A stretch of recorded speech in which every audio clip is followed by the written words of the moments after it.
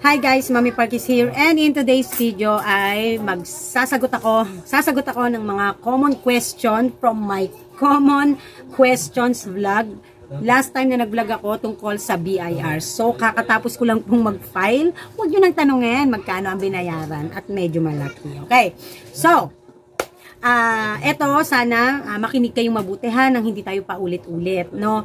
Maraming salamat sa mga magagandang feedback na binibigay nyo sa mga luma ko pang videos ng how to file not how to file, kung ano yung mga paano yung mga pagtatala sa mga books of accounts natin, something like that. So, being a good citizen of the Philippines, no, tayo ay nagko-comply dahil tayo ay may negosyo para tayo ay legal na mag-operate sa ating bansa at maging instrumento ng pag-asenso ng ating bansa. So, kaya naman, kasari, kung alam mo na gumaganda na ang kalagayan ng hanap buhay, i-register mo na yan, no?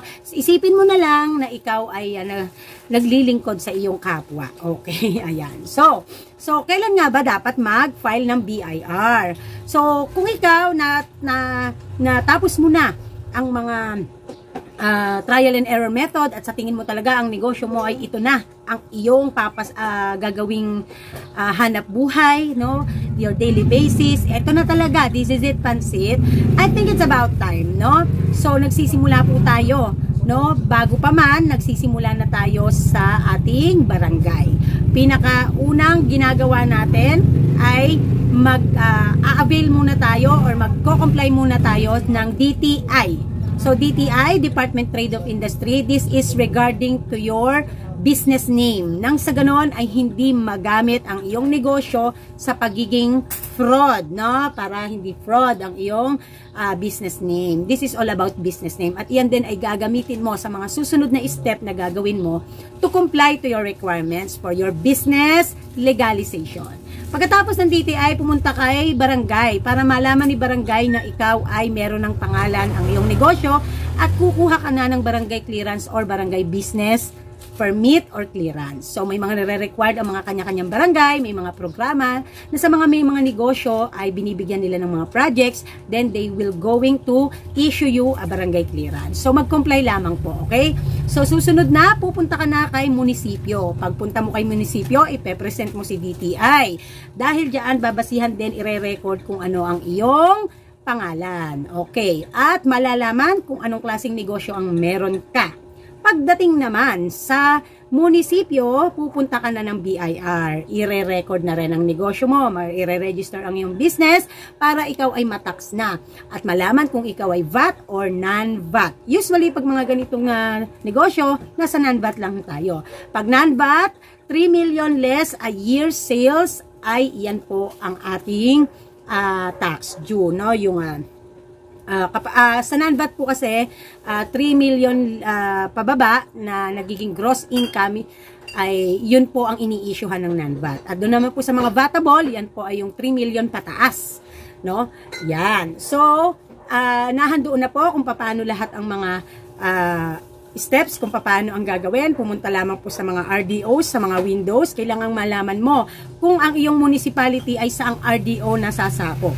And handoon na rin ang mga steps, tutulungan ka na nila. Pagkatapos ma-register, malaman kung anong klaseng negosyo ang meron ka, huwag mong kakalimutan na kumuha ng libro, kung anong dapat na libro ang para sa'yo, patatatakan mo ito. Huwag ding kalimutan na ikaw ay mag-register or mag-download ng iyong EBI form or offline filing, no? Nang sa ganon ay makakapag-file ka on your own, nang hindi ka na rin aasa sa mga bookkeepers, sa mga accountants, kung maliit lang naman ang negosyo.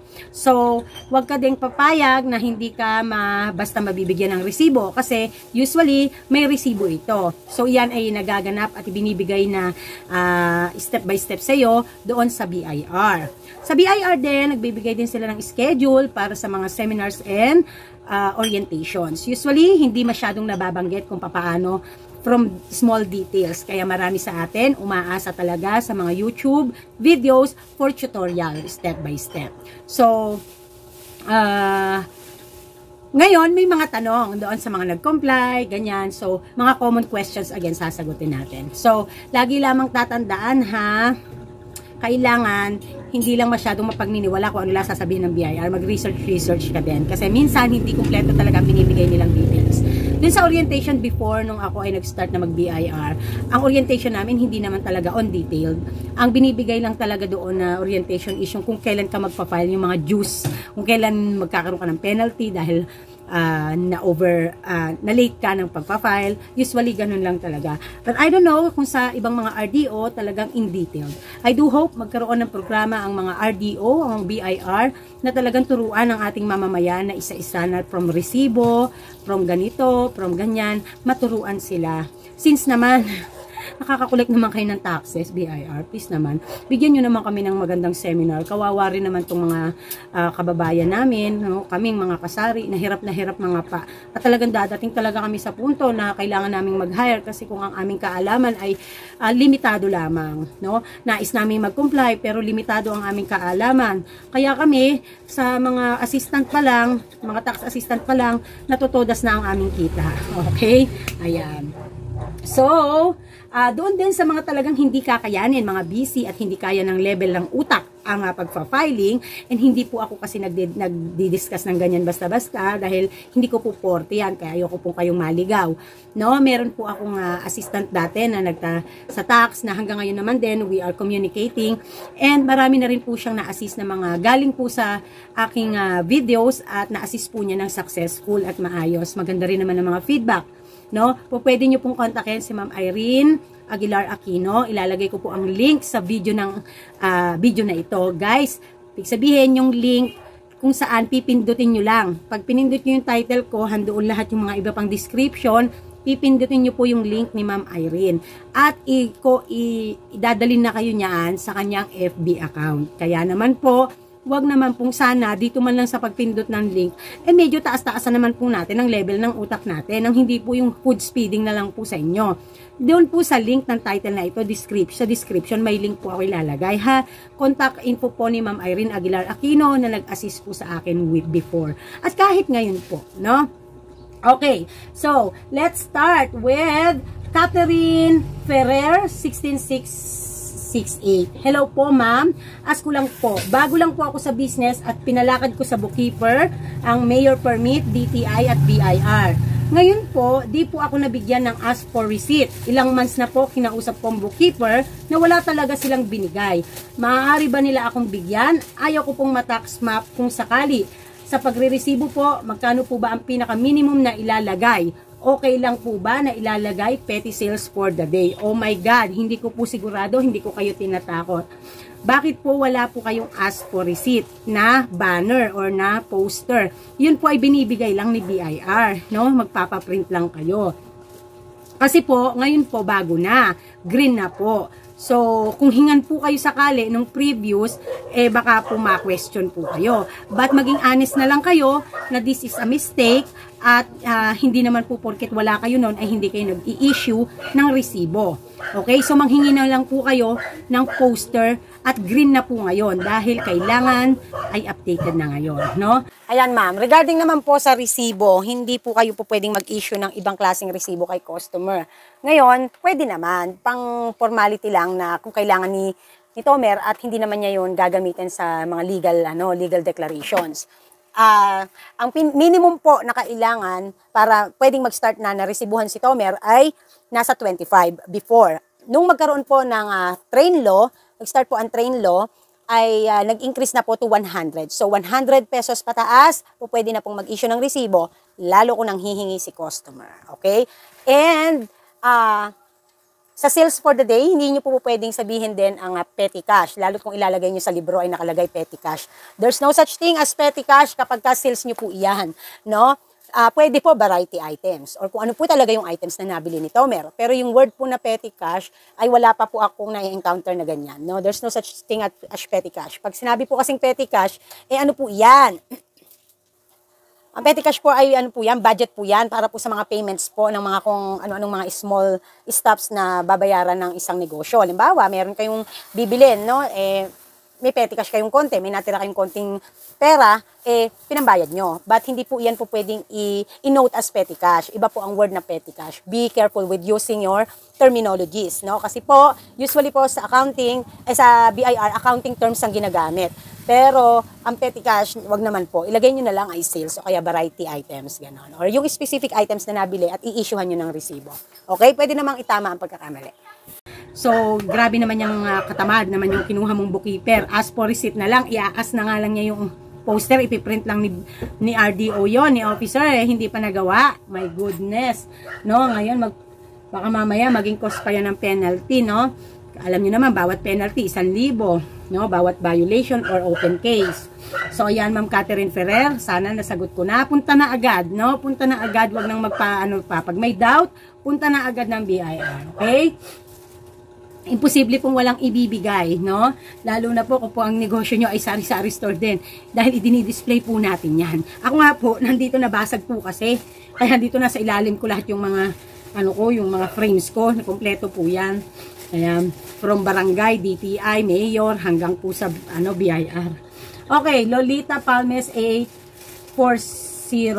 Hello, Mami Park. As ko lang po, nag-operate na kami pero walang tatak ng BIR yung book of receipt namin. Paano po iyon? Okay, pumunta ka rin ng BIR at magpatatak ka ng libro. Ngayon, pag natatakan na po ang inyong libro, yun pong mga na-issue yung resibo at yung mga purchases nyo po, kung kayo po ay itemized deduction, itala nyo na lang. Hindi po kasi magiging valid yan kapag ka po wala iyang tatak dahil naka-record din po yan sa kanila. Okay? So, lagi pong tatandaan ha, hindi lang basta may libro kayo, kailangan po may tatak yan at merong pirma. Ipapasa nyo po yan dahil pipirmahan po nila yan at inaayos po nila yan sa system. No? Okay, kasi magkakaproblema po kayo kapag po na-fill upan nyo yan at napuno at magpapanibagong libro kayo. So, kailangan po may tatak at may pirma ng sinong officer man ang nandun. Okay? Ma'am Lolita Palmes, punta na po agad nang hindi na nagkakaproblema kasi another penalty na naman. Okay? J. Leyesa 3860. Mami, nag-start po ang receipt namin August 9. Kailan po kami magpapasa ng mga libro kay BIR? Non-bat po kami. Hanggang hindi na uubos. Kahit iyan ay tumalon pa ang taon, dire-diretso lang ang file. Ang rules hanggat hindi na uubos. Kapag ka po may mga, at least mga 3 pages or 4 pages, magpatatak na po kay BIR ng libro. Okay? Para po hindi po maanuhan. Kasi ako po ganyan po ginawa ko eh. Binigyan na ako.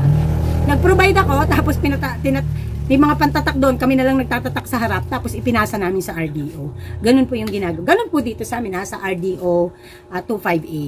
Okay? So, next would be Juristia Bunganay, 6106.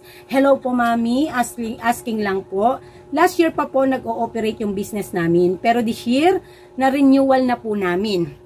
At this June lang po kami nakapag-comply sa BIR. Paano po kaya ako mag-start sa book of accounts ng cash disbursement books? Sana po matulungan niyo po ako.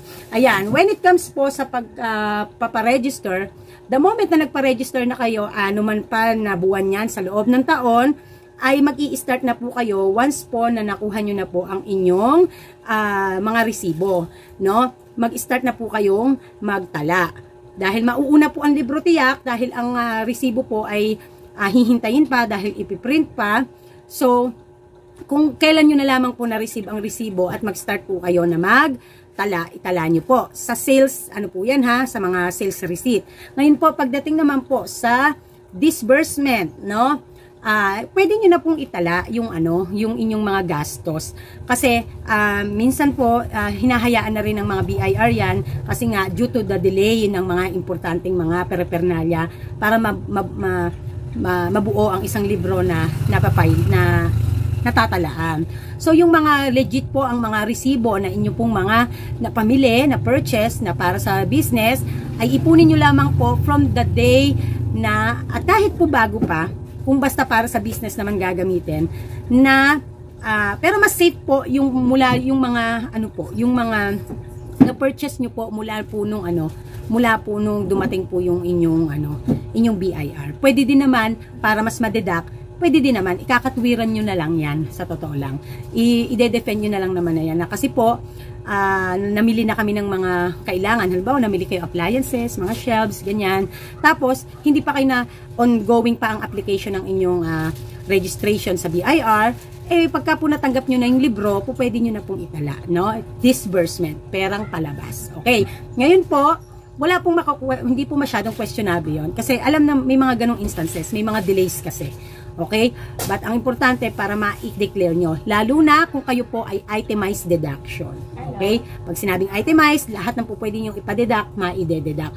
With the supporting documents of legit resibo na makukuha nyo or mahihingi nyo doon sa pinagbilhan nyo ng kung ano man ang binili nyo para sa hanap buhay.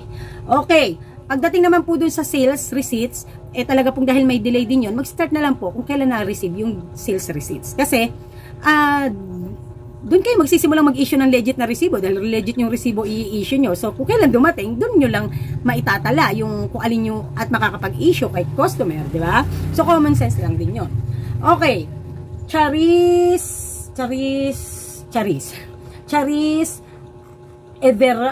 Erevalo 8831. Ano ko po mga pangalan nyo?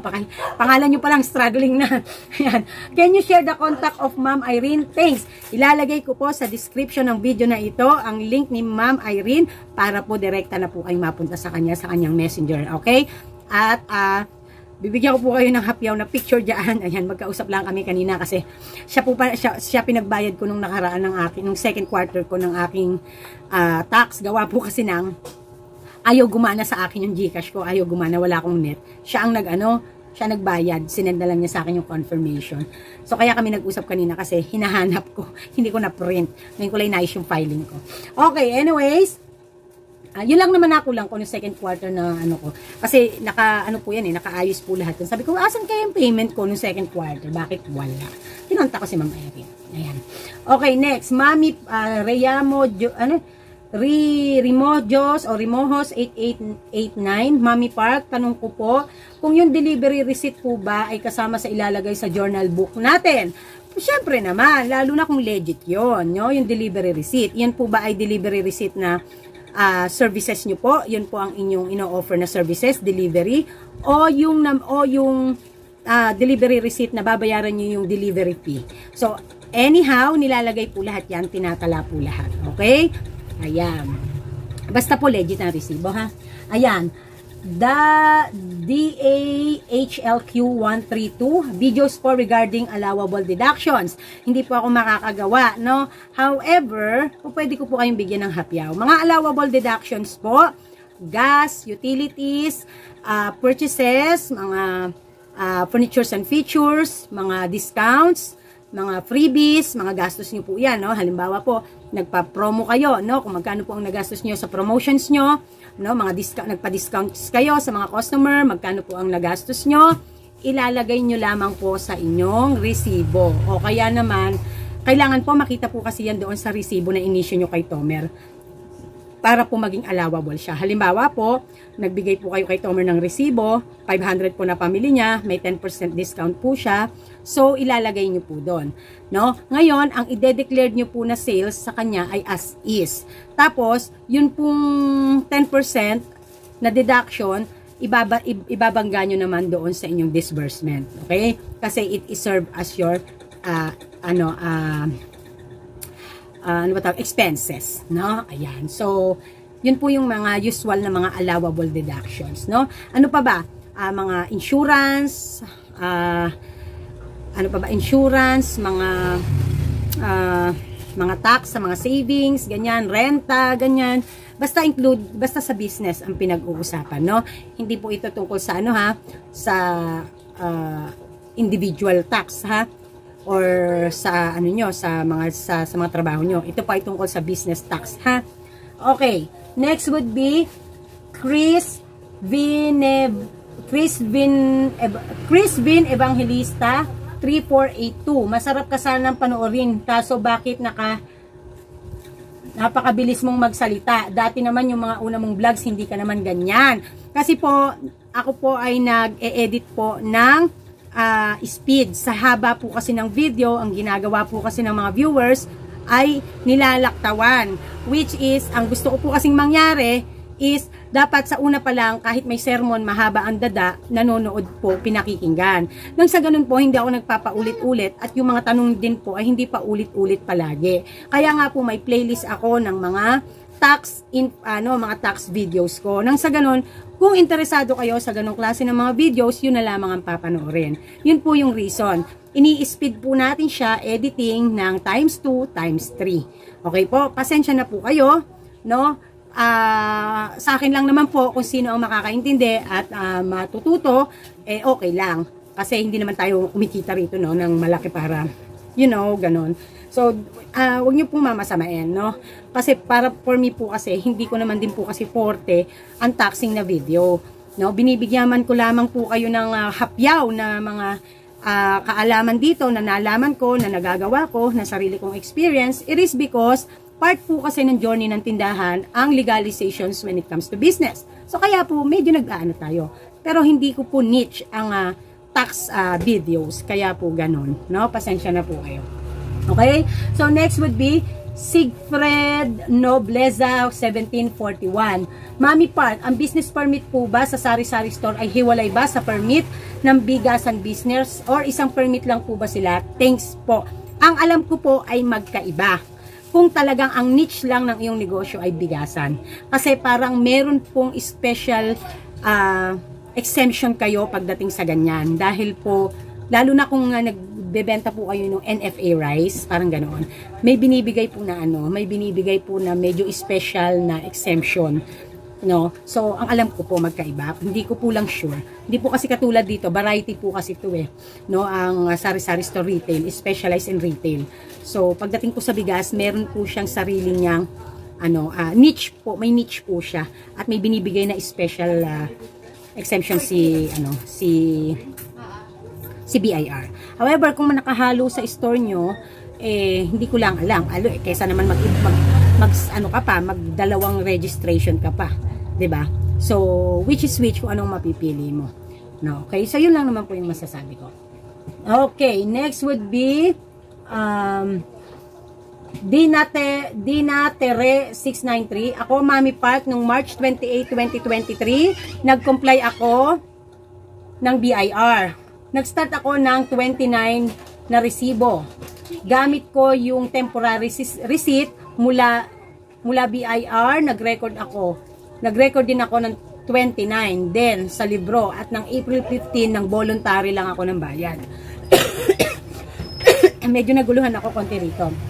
Okay, ulitin natin. Sabi niya, nag-comply siya March 28. Tapos nag-start siya ng resibo 29. Temporary lang daw, no? Mula sa BIR. Hindi po nag-i-issue ng temporary receipt si BIR. Automatic po pag nagbigay si BIR, kung sa kanya po manggagaling yung printing, mga ano po niya, mga refer niya, ay kung ano po ang in-issue sa inyo, yun po ay authorized na agad. Automatic po yun, legit na po yun. Now, nag-record daw po si Ma'am Dina ng 29 din sa libro. At April 15, nag-voluntary siya ng bayad. Kasi April 15, yun po yung April 15. Kasi April 25 ang due ng first quarter, which is January, February, March, no? Dahil na-register siya ng March, magpa-file na rin siya ng before due date ng April 25. Nag-voluntary siya. Ngayon, sana ma'am, kung ano po kasi ma'am ang ni-record nyo po sa inyong libro, yun din po dapat ang inyong ide-declare. So, hindi po tama na nag-voluntary kayo. Dahil nag-record na po kayo sa libro. Ngayon, dahil po temporary yung ginamit nyo, kung dumating na yung talagang totoo yung resibo, i-copy nyo na lang. No? I-copy nyo na lang. Gumamit na kayo ng resibo. Yung, kung ano yung sa temporary nyo, ilipat nyo na lang sa legit. Pero, hindi po kayo po pwedeng mag-voluntary ng bayad ng tax dahil po kung ano po ang nai-record nyo sa inyong books of cash receipts, yun din po ang dapat na ma-declare nyo. Dahil yun po ang magsisilbing gross sales nyo, no, for the first quarter. So, sana po maayos nyo po yan. Kung Hindi ko lang ano kasi ganun po yun, ma'am eh. Hindi po nyo po dapat i-hocus-pocus yun. Hindi po dapat voluntary lang. Kung ano ang nasa libro, yun ang sinusunod, no? Kaya po, next time po, no? Kasi baka magkaroon po kayo ng open case, no? Advice lang po, Ma'am Dina Tere, no? Ayan. Next, nag-comment naman kay Dina Tere ay si Nori Eroka 7282. Sabi niya, sis, paano ginawa mo sa pag-comply ng BIR? Kasi late na ata ako mag-file ng 2551Q.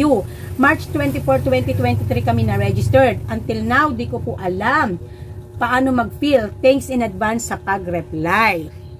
Ang filing po, pwede po sa, pwede po offline. Pero online din. Offline lang kasi ibig sabihin hindi siya yung talagang as in. Meron po kasing dalawang tinatawag, isang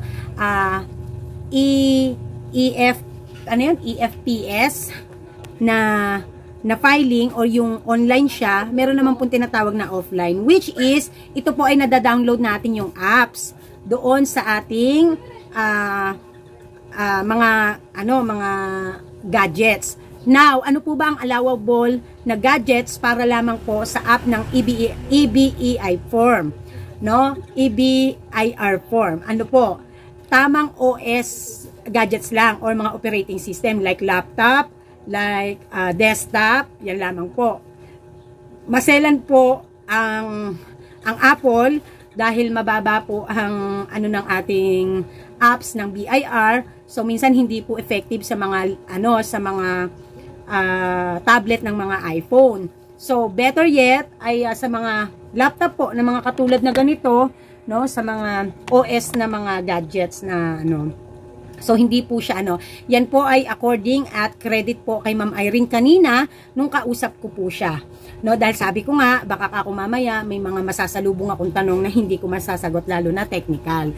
So according to Ma'am Irene, hindi talaga siya applicable sa cellphone, sa tablet, no? Much better siya na sa mga OS gadgets, mga operating system like desktop and laptop, no? So download nyo lang po ang EBIR form na apps at pag na-install na po sa inyong laptop or computer, ay doon ma-open nyo na yung latest version po, no? Dapat po yung latest version.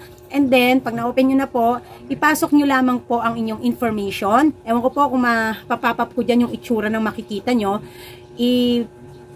Pasok nyo lamang po yung information nyo at iyan po ay designated na every time magpa-file kayo, nakasave na dyan yung inyong mga fina-file. At huwag nyo din pong kakalimutang i-print out, no? Kasi po para may hard copy kayo. Dahil may mga instances na nangyayari na you are updated to your tax responsibilities, to your tax dues. Pagdating kay BIR, napakarami yung open cases. So, para maayos yon, meron kayong patutunayan na meron kayong mga hard copies. At wag po kayong magtatapon up to 10 years. Literal. Up to 10 years, wag nyong itatapon ang mga files nyo. Kasi hanggang doon, naghahabol at inaayos at nag-aano si BIR. So, just a piece of advice nang hindi na magka-problema. So, hanggat maaari, i-save. Kapag may baha, itakbo agad ang mga files ng BIR.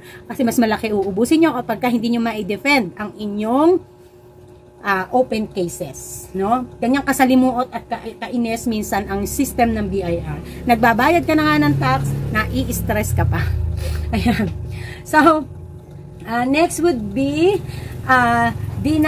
ngayon Ma'am Nori Eroka, kung gusto niyo po ng tutorial, magpaturo po kayo kay Ma'am Irene. Mura lang po ang kanyang tutorial. For the whole year na po yun. I-guide niya kayo from first quarter hanggang the next, hanggang sa pati yung pag meron kayong mga ipapasa pa na mga ano ba tawag doon? Yung may mga ipapasa pa kayo ng inventory list, no? Yung mga kung ano-ano pa na extra, hanggang doon, hanggang sa matuto kayo. Ganun po yung ginawa ni Ma'am Irene sa akin. So, just lang naman, if gusto nyo po. Kasi, yon one-time payment lang. Pero knowledge ang ma-acquire mo. Ako, kasi ang katuwiran ko, hindi baling magbayad ako. Knowledge ang na-acquire ko. Ako na nagagawa ng sarili ko. Diba? Hindi ko na siya basta ini-storbo. Maliban lang pag may mga further questions ako. So, yun lang naman. Just a piece of advice, Ma'am Nori Eroka, if you're interested, just visit Ma'am Irene and I'll put down her link in the description of the video below. Okay. Diana Teres 693, sabi niya, minention niya si Nori Roca 7282. Madali lang po ginawang makaregister akong ginawa. Nang makaregister ako, magpagawa po kami ng 25 booklet na resibo. 2 weeks po namin hinintay yon, pero bumili ako ng temporary receipt sa BIR, tapos lahat ng sales sinusulat ko sa libro. Yung name na lang, sales invoice number at amount ng nabili araw-araw yon. Tapos, sabi pa rin niya, or kung di po nyo alam, maghanap po kayo ng bookkeeping dyan sa lugar nyo, yun pong registered na bookkeeping, at paturo po kayo. Magpaturo kasi sa online po ako, nagbabayad ng tax ng first quarter, voluntary po muna yon sa akin, nagbayad ako ng 600 pesos.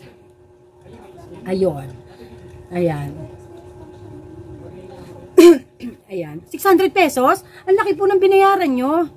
Ano po yon? Per ano? Per ano? Form? Isang 2551Q at saka 1701Q. 300 ang isa. Grabe, laki ha. Alam ko kay Ma'am Irene, ano, basta isang filing lang, 300 yun. Kasama na yun, yung 1701Q at saka ano, 2551Q. Ang alam ko. Kasi ganun yung ginawa niya dun sa isa kong, dalawa ka kasi kaming nakakilala kay Ma'am Irene eh. Nung nandun kami sa BIR before. Kung tawagin namin si Ma'am Beauty. May-ari po iyan ng beauty, ano na sikat na minomodel ng mga artista. Nakalimutan ko yung business niya. Meron pong branch sa ano, meron pong branch sa Balagtas. So, yun. Ning Kasmed 4914, Mami Park, kahit wala akong comment, I'm always here for you. Ayan. Sabi, kamusta po Ma'am Ning, taga USA to eh. Mama Neng's Vlog, Mami Park, parang nahihirapan ako dyan sa usaping BIR. High life, but still alam ko someday need talagang kumuha, lalo na lumalaki ang store. Nakakaluka na talaga. Ayan. So ngayon pa lang mag-aral ka na. Ito yung problema ng mga kasari na masyadong nagpakakampante, nahintay pang na tax map, nahintay pa na kung ano-ano, ayan, tuloy. Saka pa lang nag-a-adjust. O, ang ending, wala. Magbabayad ng mga bookkeeper o ng mga ano. Eh, hindi mo alam kung naloloko ka ba pagdating sa fees at saka sa ano. Dahil bayad ka lang ng bayad eh. Pag sinabi sa'yo kailangan ganito, kailangan ito, bayad ka lang ng bayad. Dapat alam mo din. Kung busy ka, okay lang na kaya mo pinagagawa sa iba dahil busy ka, wala kang time. Pero yung dahil hindi mo to alam, kaya mo pinagagawa sa iba, wala kang alam at all, yun ang hindi tama. No? Tandaan nyo yan, yun ang hindi tama. Pangit yung pinagagawa mo sa iba ang isang bagay nang dahil sa hindi mo alam. Dapat alam mo, lalo na kung negosyo mo ito, lalo na kung personal mo ito o ito ay parte na ng pamumuhay mo araw-araw. Pero yung nagpapagawa ka dahil busy ka, masyado kang feeling CEO ka na, ganon, eh okay lang yon, di ba? Given yon, no? Ayan, so laging tatandaan ha, wag masyadong ano ha. Nasabi pa ni Ma'am Ning Kasmed na kung Mami Park, yan ang problema ko sa pamangking ko. Mahilig sa barbecue business. Kapag nagka-problema naman, di niya kayang isolve ang tigas ng ulo niya. Sabi ko, gusto ko legit na business. Ayan. Usually naman, when it comes sa ganito, hindi naman pansinin, hindi sitahin. Lalo na kung sa mga household lang, mga kapit-kapit bahay. Ang pinakatitingnan lagi dyan is yung tindahan, no? Halimbawa, may tindahan ka, tapos nag-barbecue ka lang ng konti dyan sa harap. Hindi yan masyadong mapapansin sa totoo lang eh. No? Ang sisitahin dyan ay yung iyong tindahan kung naka-register. Yun po. Okay? So, thank you very much everyone. Kailan na naman kaya tayo ulit magkakasama-sama mga ka-BIR. Maraming salamat sa mga natuto at kahit papaano ay nagtiyaga na pakinggan at aralin at intindihin ang mga pinagyayaw ng Mami Park. No? Hiling ko po sa inyo ay mapagtagumpayan nyo po ang hirap dito sa ating BIR na nakamekos-mekos na ang mga sistema sa minsan, sa totoo lang. No? Maraming salamat po, and disclaimer, I am not a legit and professional bookkeeper or financial advisor or tax assistant advisor or whatsoever. Ang mga binablog ko po na tungkol sa BIR ay ito lamang po ang mga experiences at nakabase po ito sa aking tax due na which is 3% non-VAT. So, disclaimer po sa mga makikinig, mga professional na nahandyan, paunawa po ha. At kung kayo po ay may mas alam at mas magandang maipapaliwanag nyo, I would advise and I encourage you to vlog para naman sa ating mga kababayan na nahihirapan, no? Kami ni Ma'am Irene, ang kagandahan sa amin ni Ma'am Irene, hanggat kaya namin ituro yung basic, ituturo talaga namin. Or nagtatanong ako sa kanya and then dinidiscuss ko sa inyo. But talagang pagkamalalim na, hindi ko talaga kayang panindigan. So kaya mas nire-refer ko kayo sa mas kung diyan sa inyo may makukuha kayo na mas kaya na mag-explain at ibigay sa inyo yung kailangan yung serbisyo. Kasi if it's coming from me, baka pumaligaw kayo, mamali kayo, masisi nyo pa ako, no? So this is Mommy Park and this is Team Park Fighting. Bye!